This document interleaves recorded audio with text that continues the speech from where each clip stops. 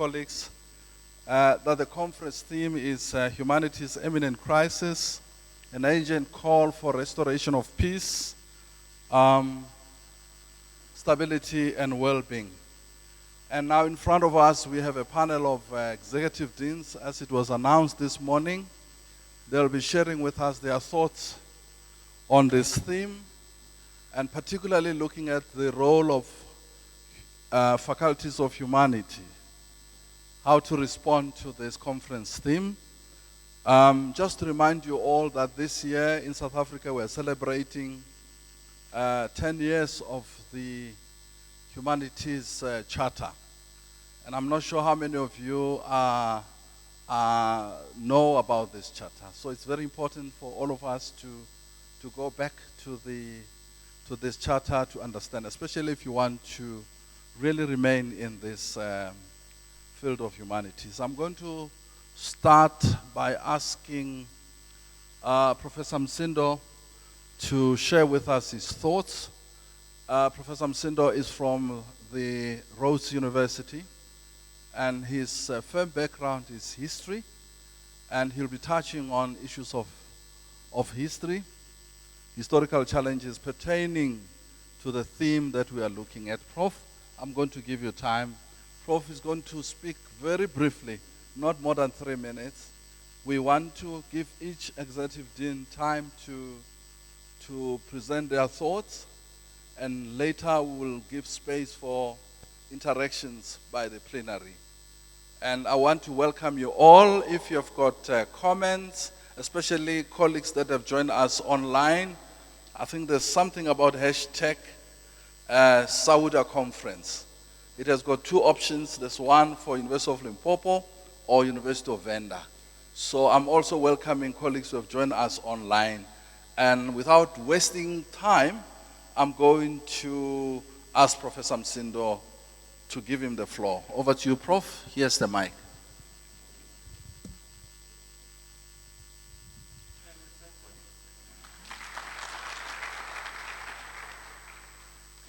Thank you very much. To do justice to what I'm being asked to do this afternoon, I would rather ask questions for us to reflect on wherever we are going thereafter. Otherwise, if I try to give you answers to this, it will take us some days and it will become a whole course to do. What should we do in reflecting on historical challenges and issues of methodology and theories?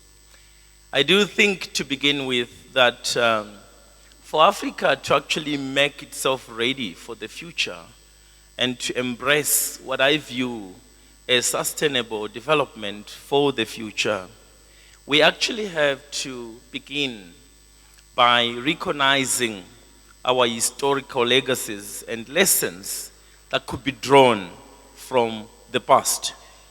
And I don't need to repeat what those legacies are, but I'll ask certain questions that may assist us here going forward. So, for instance, how did we, as a continent, at some point in the past, how did we get to have sophisticated engineering technologies, of building castles, and building such castles without brick and mortar, but using only stones? And these technologies allowed such kind of infrastructure to stand for centuries. How did that happen? What kind of technology do we need today for purposes of reimagining our built environment within the African context itself? How was it possible? And this is my second question.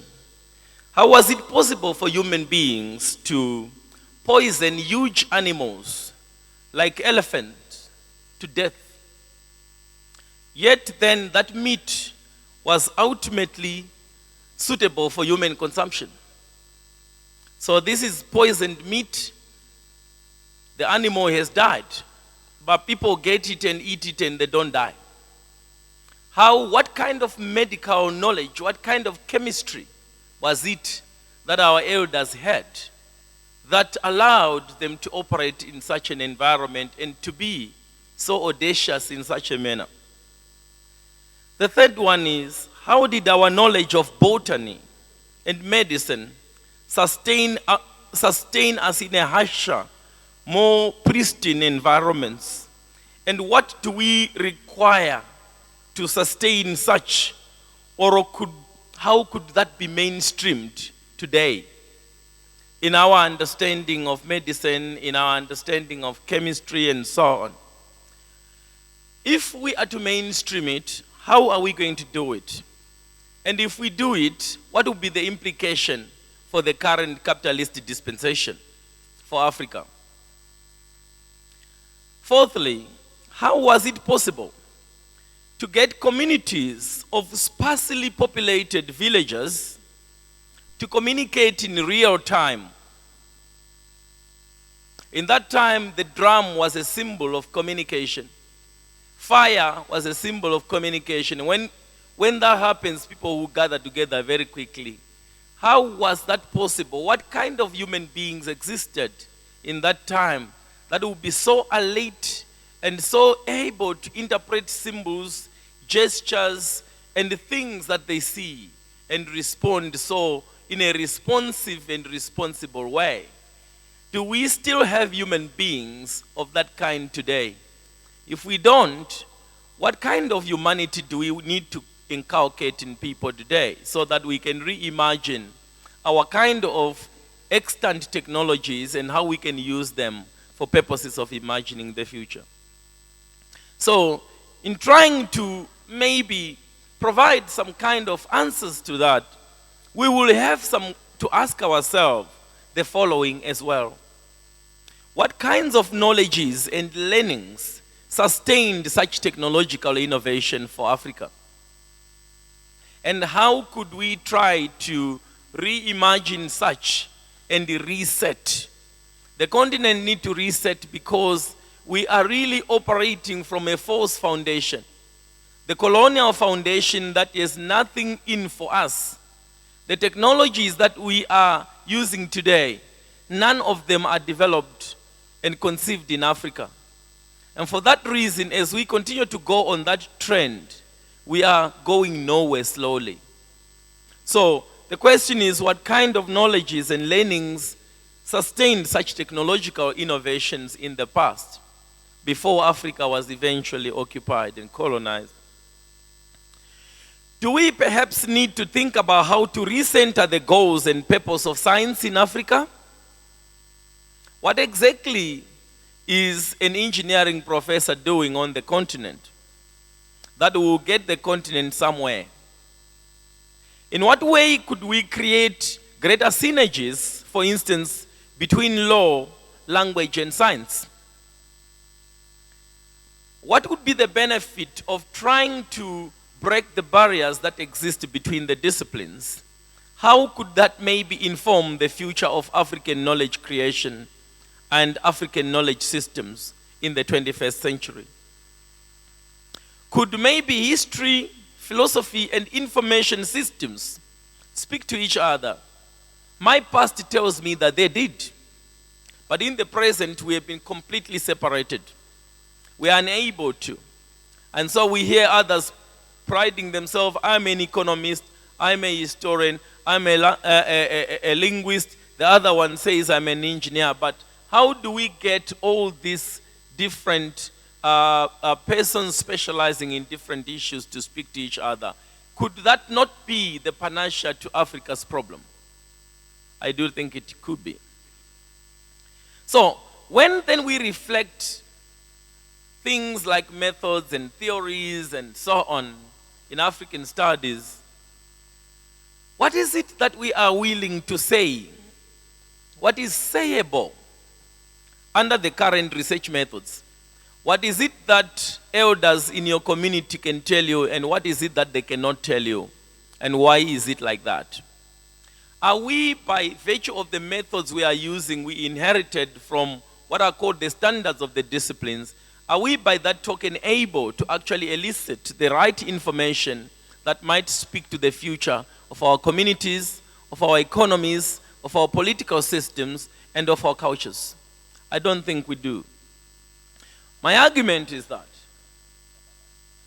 and I'm finishing with this one sentence so that I don't continue. We need to reconfigure societies to create communities of trust so that those who make information available are able to trust the researcher. We have to dispense with the culture, with the model of gathering data. We tend to perpetuate the colonial model of visiting communities, mine the data, and departing without returning to present and speak to such communities. And that is our bane going forward. We should rather think about the relationalities between researchers and the communities. Thank you. Another round of applause, colleagues. It was actually quite prudent that we have Professor Msindo starting, because he has now given us a perspective in terms of theories and methodologies. And of course, he started with the historical challenges or contestations that are there, and quite a very important contribution. Thank you very much, Professor. Now I'm going to ask Professor Ngosi, who is based at the University of South Africa, the Executive Dean, College of Humanities, to say something about social well-being and development. And this is in relation to the theme of this conference. Let's welcome Professor Ngosi.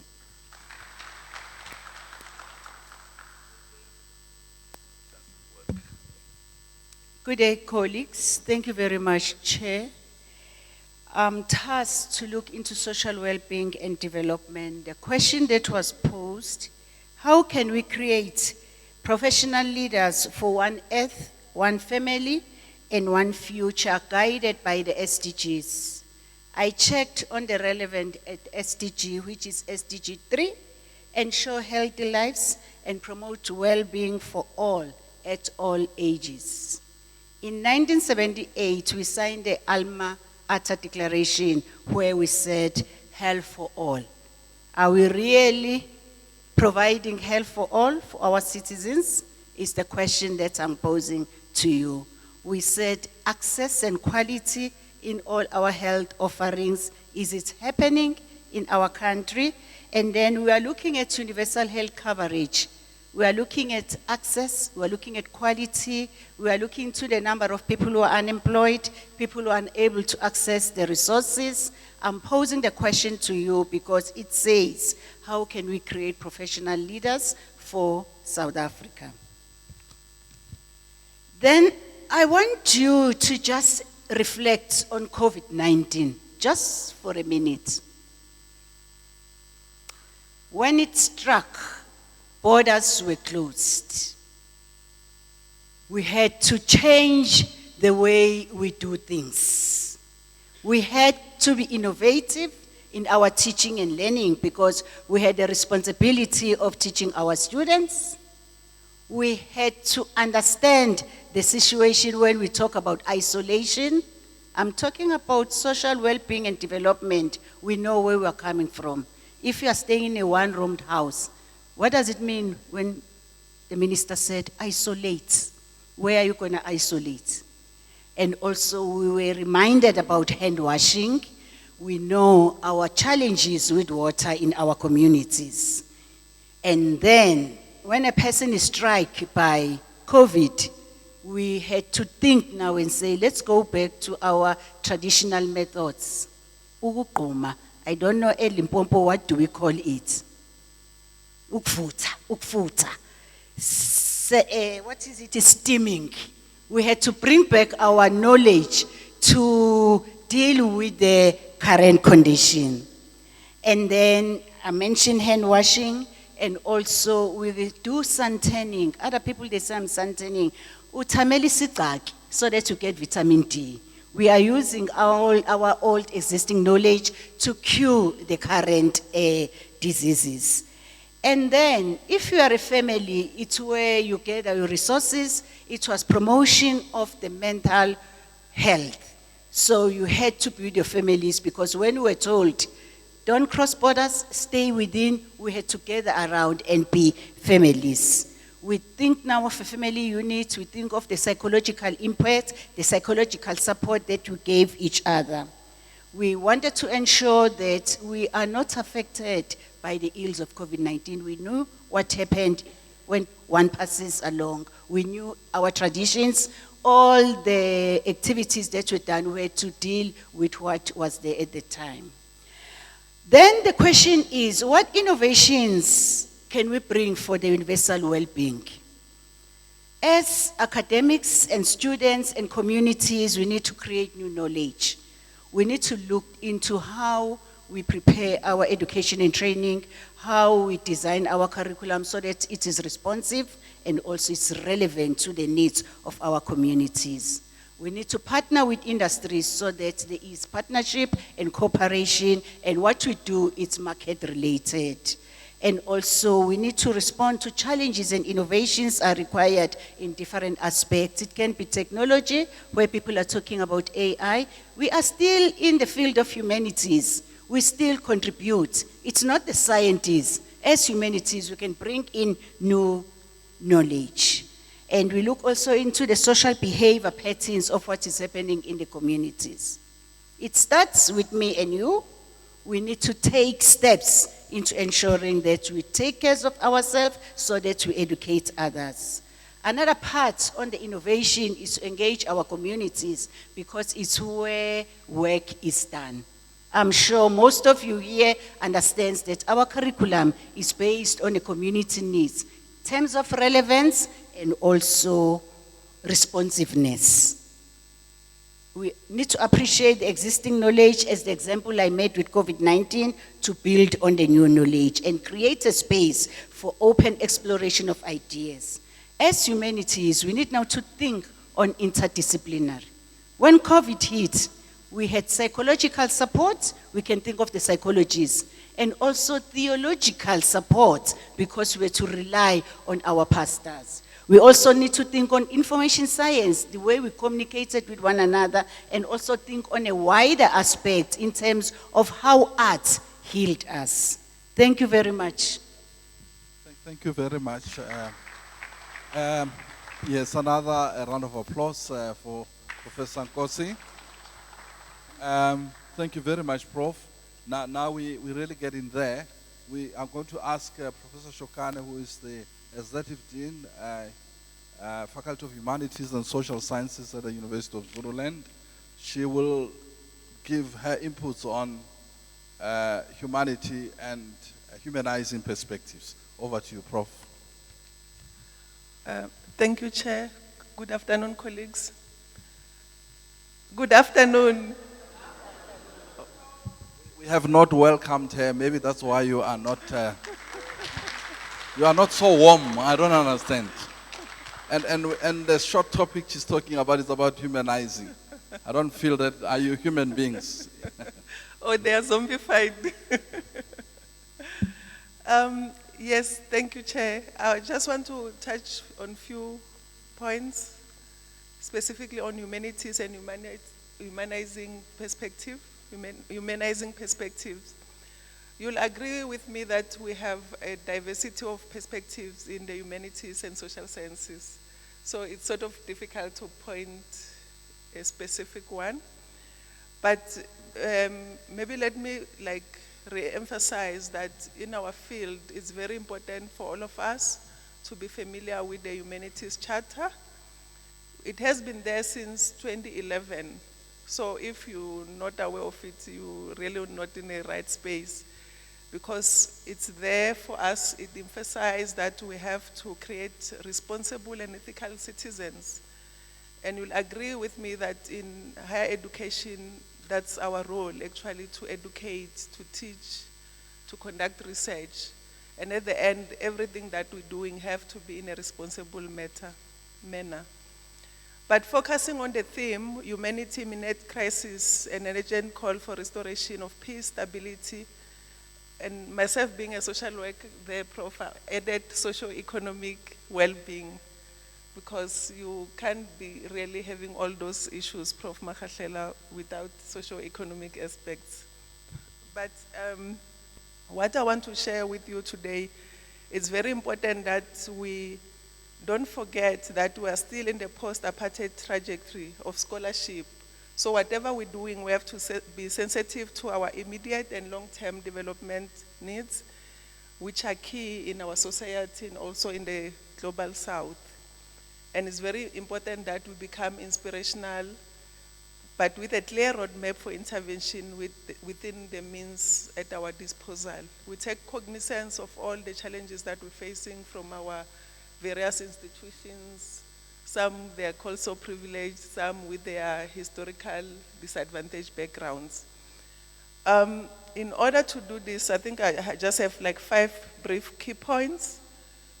Once we talk post-apartheid, there's no way we will run away from colonization. And we have to remember that colonized people need to rediscover and recover their own history, culture, language, and identity. So it's very important to go back to the issues of rediscovery and recovery. Because in the essence, you'll pick up that we forget that we human beings, the sense of human being, the issues of dignity, of respecting others, are not there anymore. And I always even share with the colleagues that I work with that you can't work with people if you don't love people. Humanities is about people. How are you going to serve the same people that you are interested with if you don't care, if you don't have that compassion, that care? So it's very important that we go back, because if you check on the theme, once we talk about restoration, it means something is lost. You can only restore something that is no longer there. So it's very important that we go back there, we find ourselves. We know and we acknowledge that there have been a lot of mourning in terms of protest in our language in academia, which you can see the lamenting, which is continuing also as an assault to the people.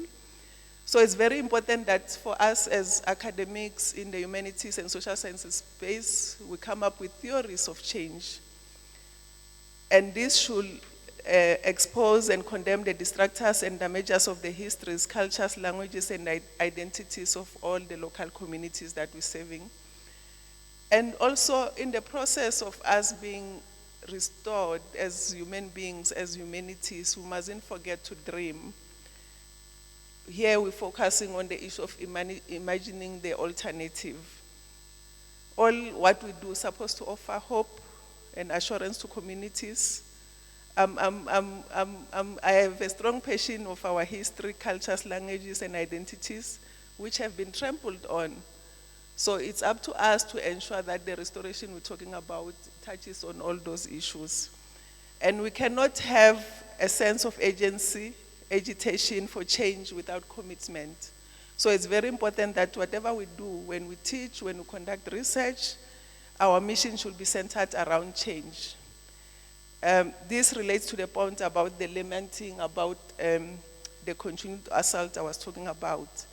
And the 5th one is about action, translating into dream into action, ensuring that the underdog, I just check my knowledge is protected, because there's a divide in terms of the knowledge, and hence now the issues of decolonization of scholarship and things like that are coming to the fore.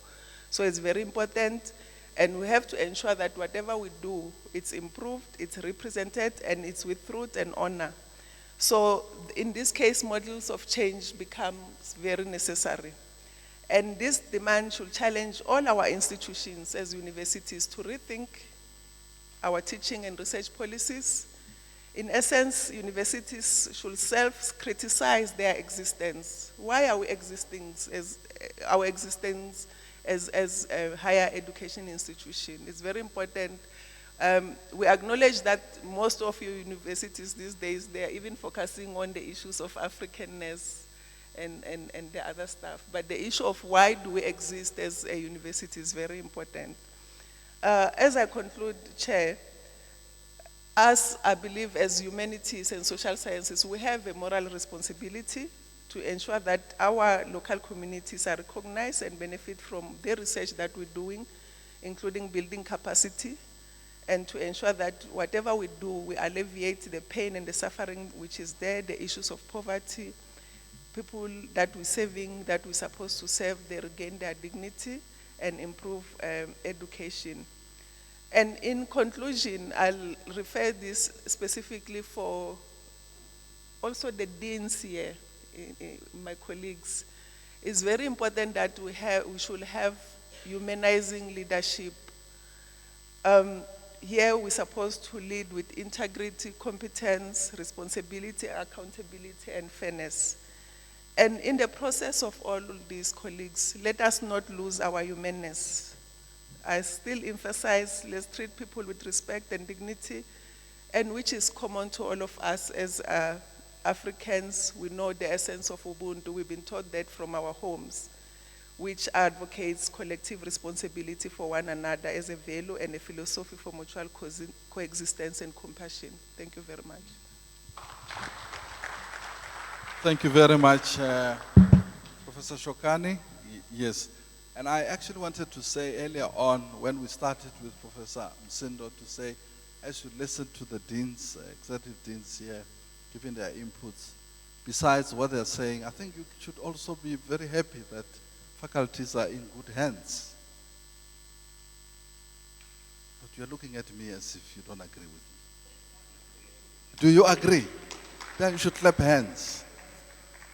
I mean, all these inputs are definitely telling us our faculties of humanities and social sciences are in good hands. And it's quite impressive to listen to what the deans are saying this afternoon. This then takes me to Professor Msemwa, who's from Wits University at the Faculty of Humanities at Wits. Professor Msemwa will address us on social entrepreneurship and employability in the context of this. Over to you, Prof. Thanks very much, Prof. And good afternoon to you all. So not only are our faculties in good hands, I do think what you have heard thus far from the three speakers has been an affirmation of the relevance of the continuing relevance of the humanities. Because not so long ago, in fact, I can go so far as to say that since the 1960s, I don't know how many times, countless times, when we heard that the humanities is in crisis. And that's a question that was raised by people from different angles, from different experiences on different continents. As I speak now, the United States is one such country where the humanities is indeed in crisis. But that was a debate that was perpetuated at a time when the STEM subjects were being popularized to the extent that they tended to actually subsume the importance of the humanities when it came to the allocation of resources and what have you. Now, I want to come back to this country and begin to talk about my topic, which is entrepreneurship and employability. I even wondered why I, as a historian, that's my own discipline, I would be given the topic that deals with entrepreneurship and employability. I understand the part about employability because we are not here in the humanities to simply teach for the sake of teaching, to simply have our students undertake graduate programs for the sake of taking them. They ought to be relevant. They ought to be making an impact. That knowledge you are trying to produce should have a bearing on long-lasting solutions to the challenges that society is facing. Again, I use the phrase, not so long ago. Not so long ago did entrepreneurship, or rather was entrepreneurship a word that social scientists and humanities scholars were comfortable with. We often thought that this is a word that was anathema to our own discourses because it spoke to business. The word innovation, nowadays you hear those two spoken in the same sentence. Entrepreneurship and innovation. But these words have of late become very critical to the humanities. It is because when you look at the high unemployment rate, especially in South Africa, every university has been seized with what happens with its own graduates. Are we simply producing graduates simply because we are a university, we got the money to produce graduates, but after the degree, where do they go? And it's important for us to think seriously about where our graduates land as soon as they are done with their degrees. We need to be thinking about the kinds of attributes that our graduates have as they prepare to go into society, to assist society, because there are so many gaps that they have to think about. And so we in the humanities have had to think broadly about what it means to be entrepreneurial, to think creatively about how we employ ourselves. I think gone are the days where we all thought that after we are done with our PhDs, we are going to become lecturers. I think there's so much that we can do as social entrepreneurs. There's so much in terms of the challenges that human beings are facing currently. And in societies, the way we have been trained to actually embed ourselves within those societies is going to, allow us to broaden our thinking about what it means to be entrepreneurial. What is it that we are doing as we produce knowledge to benefit society? A social scientist should not always be thinking about benefits or in terms of profit, in terms of monetary profit. I think we should think broadly, like all social scientists are wont to do. We should think innovatively. And I did say at the beginning that innovation was yet another word that was often thought of as, belonging to scientists. I think we are in the business of innovating. The knowledge we are producing now, the impact it is having on society is actually an exercise in innovation. So we need to think and continue to think creatively about the work we do and its relevance. And I think the humanities is front and center in terms of leading that exercise. Thank you very much. Thank you so much, Professor Msewa.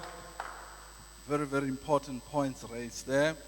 Now, we're moving from employability and social entrepreneurship.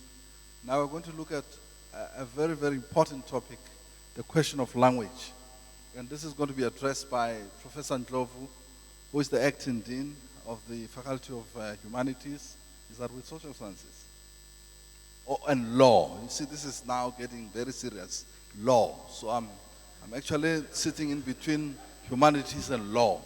So I must be careful here. So you can imagine the Dean of Law and Humanities. He will be addressing this important topic, the question of language. Over to you, Prof. So it is from Walter Sisulu. Yeah, in short, we say WUSU. Sorry? Oh, yeah, I said Walter Sisulu, but I said in short WUSU. Over to you, Prof. Thank you very much, Chair. I'm not so sure if I'm going to live up to that very high billing. Nonetheless, I'll try my best. So I was asked to talk about language. And I thought in doing this, I should start by reading a quote from Ngugi wa Thiong'o. He writes, "African languages are more than just words. They are vessels of memory and carriers of the soul of a people." And why am I starting like this? I want to make the point that language is about well-being, first and foremost. If it is about well-being, then it is about being at peace with oneself and with others. It is about living in dignity. How then do we arrive at this? I would like us to remember what Fanon said about the colonial experience, that it is fundamentally a violent one. It targets the body, it targets the mind, and it results in psychosis. In other words, it induces illnesses. One of the vectors of those illnesses were colonial languages, which achieved a remarkable alienation of people from their environment, from their well-being, basically everything that has to do with their selves. So, what then are we meant to do? And maybe before we go there, let me give you another useful theory about what colonial languages do, or what they did, which we live with. There is a scholar called Stoller. Stoller argues that colonialism is associated with ruin. That was its purpose, to ruin, and she calls this ruination. In other words, it left something that can be likened to rot. That rot continues, has a long life, and we still have it in the post-colonial period. So the post-colonial governments then are meant to expunge that rot, or at least to stop it. And what has the South African government done in that respect, and perhaps other African governments? I think through the language policy framework for public higher education of 1997, it has provided for us in the humanities to heal people. In other words, to work towards well-being by making sure that if people use their languages, they can recover their sense of being.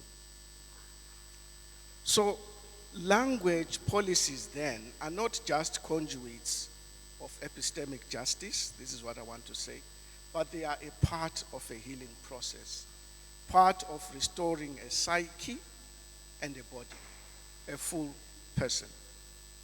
But let me end on a word of caution. Having said this, there is always a danger in this exercise to end up with ethno-nationalist projects. In other words, where one language is imagined as being more important than the other, similarly, the people who speak that language being imagined as more important than others in that environment. That way we would have lost what language transformation is all about. Language transformation is about this sense of well-being I was talking about. It's about the recovery of Ubuntu. It's about the practice of Ubuntu. Thank you very much. Prof, I wanted to say that you have really exceeded those expectations. You've really gone beyond how I thought. Okay. You'll agree with me, isn't it? Let's clap hands for that. Wonderful, Prof. And to really close it all, summarize it, I'm going to ask Professor Moyo. He's from the Northwest University, the Faculty of Humanities, to summarize and conclude this input. Over to you, Prof. Thank you. Thank you, Prof. Masoka. I think you should have prefaced by saying to the audiences that you put me on the spot, that I've only been invited to the panel 30 minutes ago. But nonetheless, what I've decided to do is to just reflect on the topic that we have here, humanity's imminent crisis. So quite often, as Prof. Musema said earlier, the discourse has been around the crisis in the humanities. And that's something that we have been trying to dispel. The humanities are not in crisis. It's people that misunderstand the humanities that are perhaps in crisis, because the humanities have and will always be relevant and will be central to quite a number of things in our societies. But looking at that topic, I thought, maybe we should have replaced the word imminent with immanent. So, I mean, just thinking about the human being as sort of, you know, carrying something self-destructive. There's an immanent crisis in the human being. So I think the question of the humanity's immanent crisis is perhaps quite important, because if we look at all the crises, because I mean, humanity has been in crisis for time immemorial. There have always been flashes of a sense of a looming crisis, and those come and pass and so on. But today we have major crises that face us. And if you look at the source of most of those crises, they are deeply embedded in the human being, in the human greed. You know, if you look at the way capitalism is driving our societies and how greed is actually the dominant factor, you can actually see that most of the crises that we talk about today are linked to our immanent sense of greed, which causes things like climate change, which causes things like the conflict, the forever, present danger of a war that could be cataclysmic, especially now with the nuclear and so on. You can think about the pandemics that we have been going through, HIV and now the COVID pandemic. All these crises are traceable quite often to human behavior, to the human being. So that's why I'm proposing that perhaps we must also start thinking about and interrogating the immanent crisis in the human being, and whether it's something that we can think about correcting. If you think about technological advancement today, the artificial intelligence, the fourth industrial revolution, and so on, there's a lot of good that come with these things, but quite often we are realizing the downsides, the dangers that come with these technologies. Right now, the war in Ukraine, there is a predominance of use of drones operated by someone in far away places and just locating and bombing and so on, and with a lot of ethical questions because they talk about taking out someone when actually it's actually a war and you are killing human beings. But I think what is also fundamental to think about is the way the old problems that face humanity are always persistent. You talk about poverty, you talk about inequality, you talk about unemployment.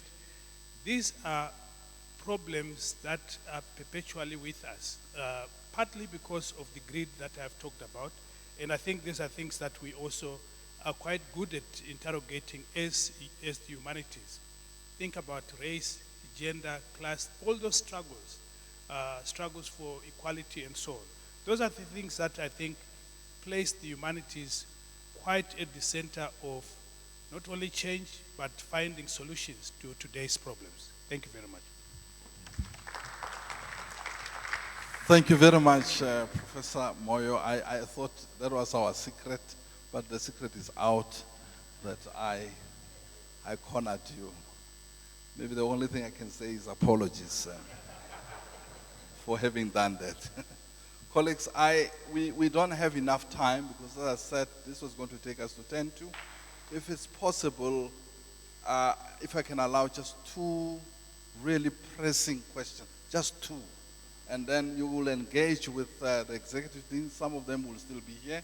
I don't want some of the executive deans to miss their flight. And I've already noted Professor Mapaya, and then I will take Professor Ntombela. And I think, yes, I'm sorry to be so hard in this regard. Can I ask someone, Dr. Prof, the roving mic? And then, please, if you can really pose a question. I know, I was in Brazil. I was asked that. I became aware that there's a long question and a short question. So I would opt for a short question. And a long question would be there for about 10 minutes. So, very short question. Thank you. Prof. Thank you, Prof. My question is, when we say humanities, are we talking in broad sense or are we talking about a discipline? Tied to that question is, would humanities be ready to call out other non-human distractions? Because it looks like humanity is a little bit timid in the face of the might of the hardcore sciences and other, yeah. Thank you. Let's have Professor Ntombela there. I'm one of you will. Anyone who's brave to take that question? Yes, we'll see. Let's. Thank you very much. Prof. Moyo, Lack of peace, instability, and lack of well-being are reaching crisis level. What can we learn or apply from our response to COVID-19? Where, as healthy as we were held hostage in our homes. How can we apply that response to respond to these conditions that are reaching crisis level? Thank you. Thank you, Professor Moyo. I'll ask you, and then the other one I'll ask Professor Ngosi, and then we'll be done. Over to you, Prof. Thank you for that very important question. We are talking broadly about the humanities as the disciplines often called humanities and social sciences. And the question whether or not these are timid in the face of the STEM subjects or the sciences, I don't think that is the fact. What you find is that the humanities actually have been around for much longer than science. If you look at the history of the academy, you find that humanities were the first, actually, because philosophy and religion were right at the beginning of education, or if you call it intellectual education. And science came much later, and being questioned quite a lot at that stage as something heretic and something threatening what was then dominant, which was more religion and philosophy. So we go far back, beyond the sciences. But what is more important in today's world is just how the humanities are central to understanding and unlocking some of the challenges that we faced. If you look at the COVID-19 situation, or even the HIV crisis, what worked most was understanding human behavior and trying to find solutions by looking at how you can try to not just manipulate but understand how human behavioral patterns can aid communication of different kind of solutions. So in the COVID-19 situation, we had a lot of intervention from the social sciences to try to understand, communities and how all these interventions could work in different types of communities, and that cannot be done by sciences. Thank you. Thank you very much, Professor Moyo. And the last question posed by Professor Ntombela will be responded to by Professor Ngosi. Thank you, Chair, and thanks, Prof. Ntombela. On the word that you use, hostage, I want us to think. COVID-19, we did not know what was the causative organism of it. What we knew is that it led to death. So we had to come up with strategies that say, let us help and solve this problem because there is no treatment. As humanities here, we know that anything that happens, you need to be surrounded by your family. That's why we say, stay with your family so that when anything happens, you are with the loved ones. That is one point that you can take. And the second one, if you remember very well, because we did not have treatment, it was like healthy eating, sleep, relax, there was no treatment. On the positive side of the COVID-19, it helped us to be creative. It helped us to come up with new strategies. As the biggest university of the land, we had to think fast. Remember, where distance education were to move quickly online, all the universities in the country had to come up with means to say, let us be innovative, let us teach our students online. So we need to thank COVID in a way, and we saved lots of money. Remember, no alcohol was used, was allowed. That was one thing. Colleagues, this is actually the start of these conversations. And I think going forward, the next conference will have more time, and in terms of preparations, we'll also have sessions, probably have more sessions put in the program where deans will engage. I think I would like to thank the conference chair, Professor Makhatlela, for coming up with such a brilliant idea. Thank you very much. In my language, this is the beginning, and we're actually building, and all the notes and the anecdotes and the comments and these inputs, no matter how short they are definitely going to contribute something in terms of taking the humanities and social sciences forward. And I want to thank my colleagues here. Thank you very much. Obrigado. Ra leboga. Bayadanki. This is the end of this session. Thank you very much.